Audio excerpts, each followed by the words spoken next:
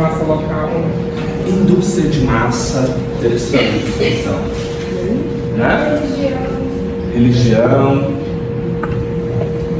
A gente concorda muitas vezes? Será que a gente tem algum conceito cultural? Bastante, né? Lembra de algum? Você nem falar não vamos expor, né? Mas lembra de algum? Lembrou de algum? Bem, pessoal, o Roque de Barros, o professor Roque de Barros Laraia, ele vai falar um pouquinho sobre isso, sobre essas questões dos preconceitos também, trazendo um pouco do conceito de cultura, e ele trabalha com isso, tá? Quem foi Roque de Barros Laraia? Acho que era bom desligar um pouco essa luz da frente, né? Tá dando pra Até deixar a porta se quiser também. Isso. Oi? Deixar a porta pode durar. Vamos começando a cá. Bem, pessoal, então Roque de Barros Laraia nasceu em 1933 a 2020 e foi um antropólogo, faleceu em 2020, tá? Foi um antropólogo brasileiro nascido na cidade de São Paulo. Ele é conhecido por contribuições significativas para a antropologia, especialmente em estudos sobre cultura e sociedade indígena brasileira. Entre suas principais obras estão os livros Cultura, Conceito Antropológico, de 1986, e A Cultura Brasileira, Introdução ao Estudo da Cultura no Brasil, de 1986 também. Tá? Tem várias outras obras, essas são as mais relevantes para esse estudo. Tá? Vamos lá. Cultura, primeiro, só para a gente tentar contextualizar, quando a gente vai trazer esses conceitos, lembrando que esses livros eles foram escritos. Olha aqui a data. Será que mudou alguma coisa dessa data para cá? Mudou, né? Inclusive alguns costumes, né? Algumas culturas modificaram, tá? Então a gente vai olhar, tentando trazer para a nossa realidade, lembrando, aplicando algum desses conceitos também na nossa realidade. Mas alguns termos que ele traz não são termos tão utilizados no nosso cotidiano, tá? Pode. Só válido também lembrar que esse livro que a gente está estudando, ele foi elaborado por Laraia para ajudar os estudantes dos cursos de antropologia a entender o conceito de cultura. Então ele é bem mastigadinho, e aí como a gente ainda vê a questão da data, você vê que desde aquela época a cultura já era uma discussão complexa. Tanto que ele traz, o objetivo dele é trazer tudo muito simplificado para que os estudantes consigam entender. Então a gente tem desde 86, ele vem estudando, mas são conceitos que até hoje, né, carecem de atenção. Isso, tá? Mas tem outros conceitos também, além do Roque de Barros Laraia, tá? A gente traz o conceito do Roque de Barros Laraia, do José Luiz dos Santos, mas tem outros, surgiram outros também. Tá? O livro ele se divide em duas partes, ok? Em duas partes: da natureza da cultura ou da natureza à cultura e como opera a cultura, tá? Da natureza da cultura ou da natureza à cultura, é assim que ele titula essa primeira parte. Por quê? Primeiro ele vai começar a discutir um pouquinho sobre determinismo. Tá? O determinismo biológico. A natureza dos homens é a mesma, são seus hábitos que os mantêm separados. Tá? Vocês acham que homens e mulheres têm as mesmas condições para ser o mesmo sujeito cultural? Não. Por quê? Porque são criados de meios diferentes, com visões diferentes, objetivos diferentes impostos a eles para serem alcançados. Cada um é apresentado com uma realidade diferente de cultura, de como a sociedade vai te enxergar e te tratar. Perfeito. É isso. Mas a gente já está falando de um conceito cultural. Porque homens e mulheres são ensinados dentro de uma determinada cultura sobre essa maneira. Né? Então, vamos lá, foi uma coisa bem recente. Recente não, uma discussão recente que é bem antiga, né? Homens brincam de quê? Qual a cor do chá de bebê para homem? Qual a cor do chá de bebê para mulher? Mulheres devem brincar de quê? São questões culturais. Mas um homem e uma mulher nascem em determinado ambiente, eles podem ter a biologia, você pode desenvolver as mesmas características para os dois. Elas têm a mesma capacidade de compreensão. Então eu posso determinar uma determinada cultura e vai ser diferente. Que o homem é rosa, a mulher é azul. Ok? Então é uma questão cultural. O que o Laraia vai dizer? Basicamente, que não existe essa questão de determinar biologicamente que homens e mulheres são diferentes. Na biologia, não. Tá? São seres humanos. E aí depois ele vai falar pra gente que o ser humano, ele nasce livre disso. E depois ele vai recebendo informações e vai estabelecendo relações culturais, aprendendo a ser daquela maneira. Tá? Mas em algumas determinadas culturas, tudo bom. Ok? Em algumas culturas indígenas, por exemplo, em que quando a mulher tem um neném, o homem fica de resguardo. O homem que fica, ele tem que ficar, né, deitado, descansando, e a mulher tem que trabalhar. E diferente, né? Estranho. A mulher teve neném, né? Mas é uma determinada cultura. Tá? E lá na frente, a gente vai entender que a gente só pode perceber essa cultura a partir da realidade da própria cultura. Porque pra gente, nosso contexto cultural, acredito aqui, vocês acham um pouco estranho. No mínimo estranho. Ok? Então, a natureza dos homens e mulheres, é a mesma. São seus hábitos que os mantêm separados. Tá? Certo, gente? Tá aqui? Complementar alguma coisa? Bem, a gente precisa entender alguns conceitos para conseguir discutir o que o Laraia traz, tá? O que o José Luiz dos Santos também traz. Primeiro, relativismo cultural. Alguém lê para mim? Pode ler? Pode. Incapacidade de mensurar uma cultura de um grupo se opõe à categorização de inferior ou superior. Só pode ser analisada a partir de seus próprios códigos. Ok. Relativismo cultural. Primeiro conceito importante para a gente entender essas questões. Lembra que eu falei para vocês, quando eu contei essa história aqui da cultura indígena? Onde o homem fica deitado na rede, descansando semana, enquanto a mulher vai trabalhar quando ela teve o neném. Né? Então, o resguardo é do homem.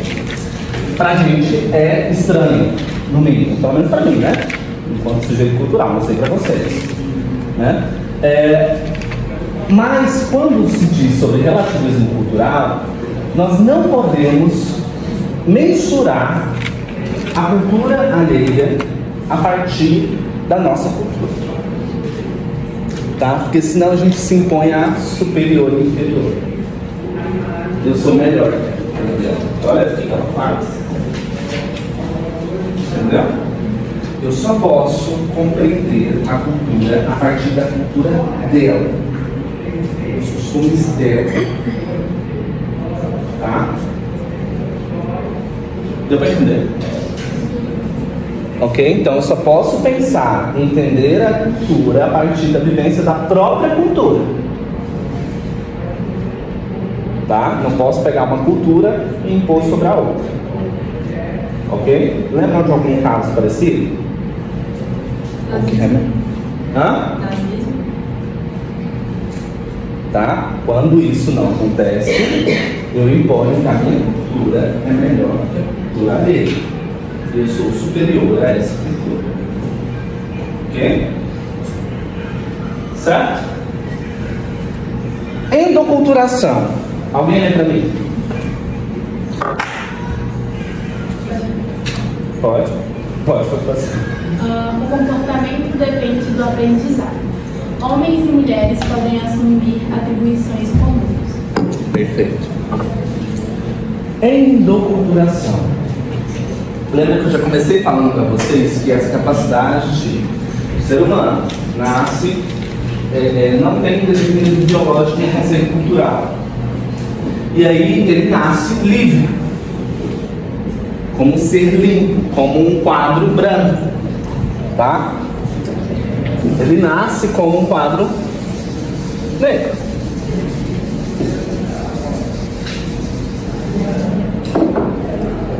Todos os elementos. Ser humano. Nossa, suspense de desenho. Mas, enfim, o ser humano nasceu livre, limpo, de costumes e culturas. E ele vai recebendo todas as relações culturais, informações culturais que vão designar o seu comportamento cultural. Tá? Então é isso. Ele vai recebendo tudo aquilo e vai se transformando nesse sujeito.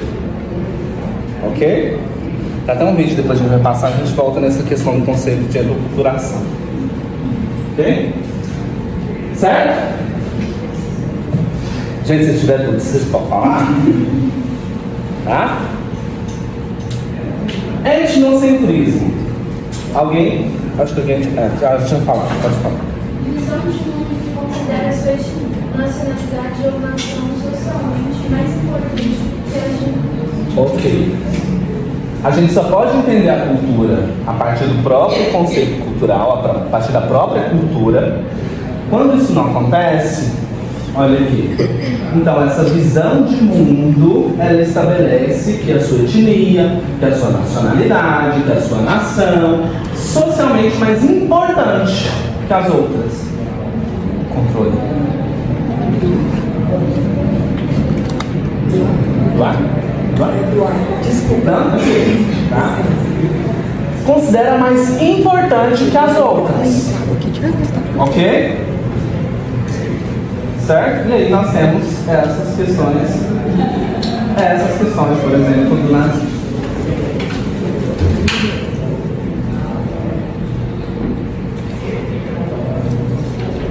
Ok? Alguma dúvida aqui? São conceitos importantes para que a gente possa entender o conceito cultural no seu contexto, tá? Vocês consideram que o comportamento de um indivíduo ou grupo pode ser determinado por questões biológicas ou geográficas? Sim. Sim? Principalmente geográfico, tem o que você vê. Ok. Vamos lá. O determinismo biológico. Agora vai falar que é um pouco diferente disso. Tá? Não existe correlação significativa entre a distribuição dos caracteres genéticos e a distribuição de comportamentos culturais. Esse negócio, minha avó falava assim.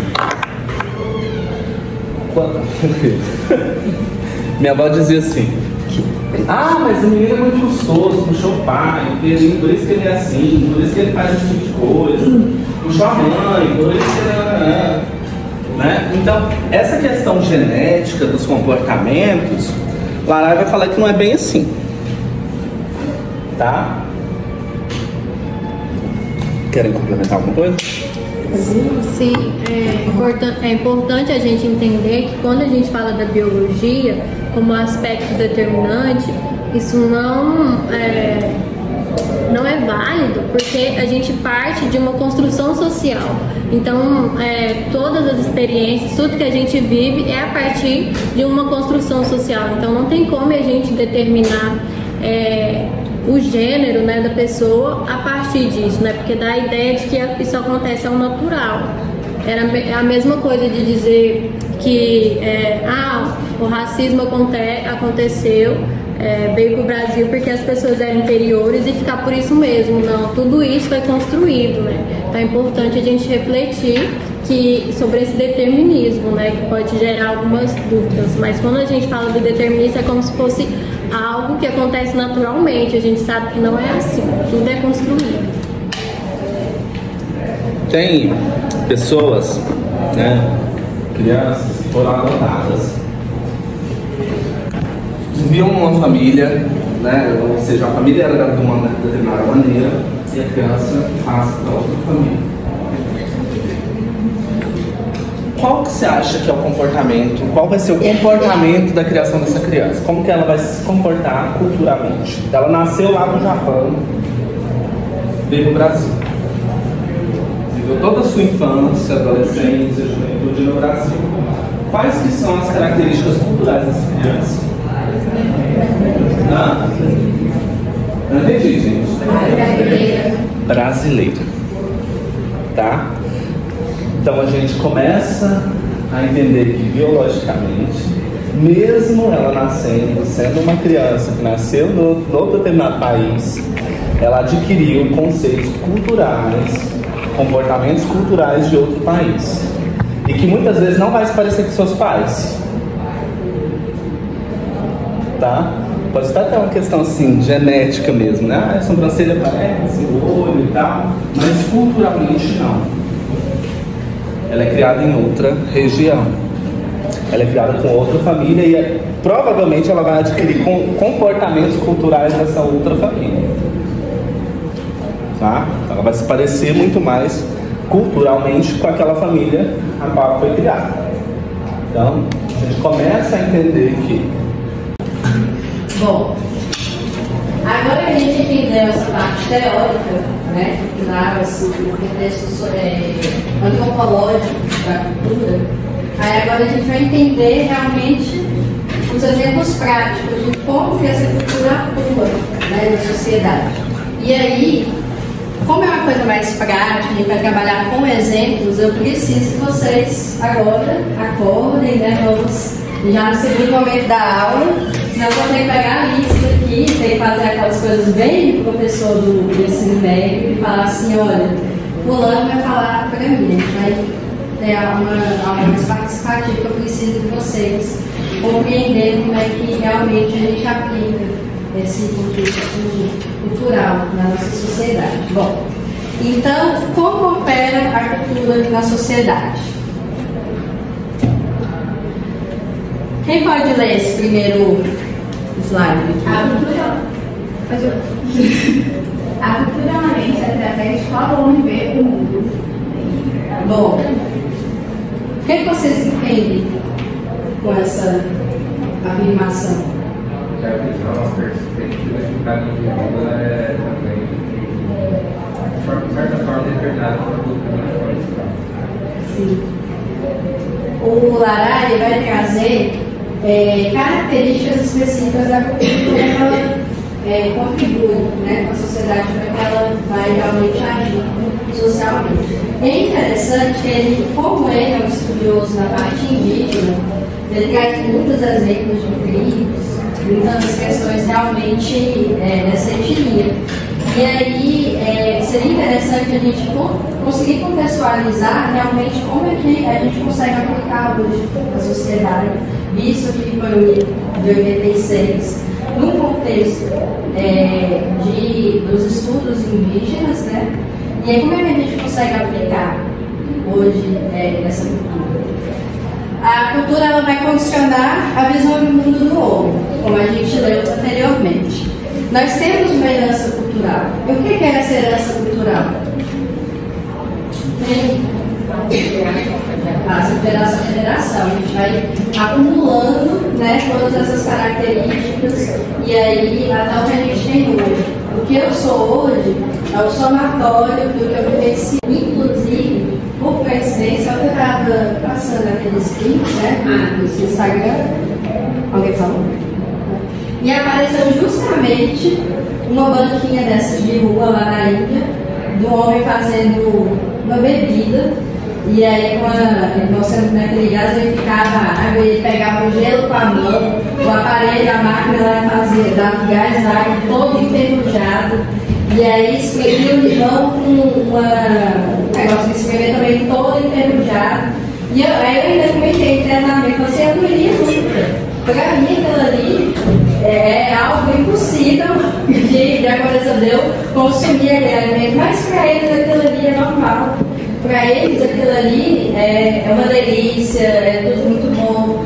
E aí a gente vive sempre nesse conflito, porque sempre tem que errar para determinada cultura. E aí também tem outra questão, que a cultura ela pode condicionar até a fisiologia humana.